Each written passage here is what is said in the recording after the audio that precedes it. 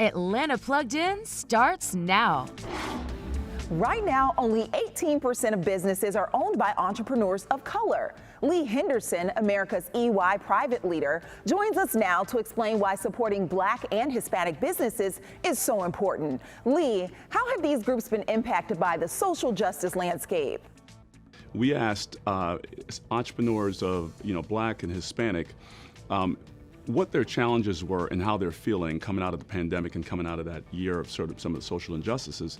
And what we found was actually somewhat, it was some optimistic results, which showed that entrepreneurs of Black and Hispanic entrepreneurs, I should say, actually saw increased revenue because there was a lot more attention placed on them. They saw a lot more collaboration with big businesses and so on.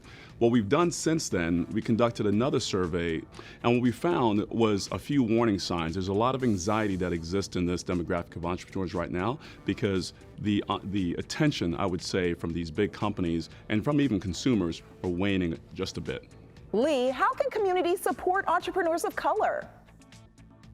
No, I'd say kind of like threefolds. I think one is, as consumers, we're consumers, right? We've got to be a lot more intentional about where we spend our dollars. Really think about, are we spending in the right, communities, and are we spending with Black and Hispanic businesses? The other thing, as investors, you've got to think about investors. Are we differentially investing? Do we have the right people at the table that really understand this patch of entrepreneurs to make sure that we understand the challenges that they face and we're able to differentially invest? And I would say for big companies have a lot of spending power. So just thinking about your supply chain and whether you're embedding Black and Hispanic entrepreneurs into your supply chain.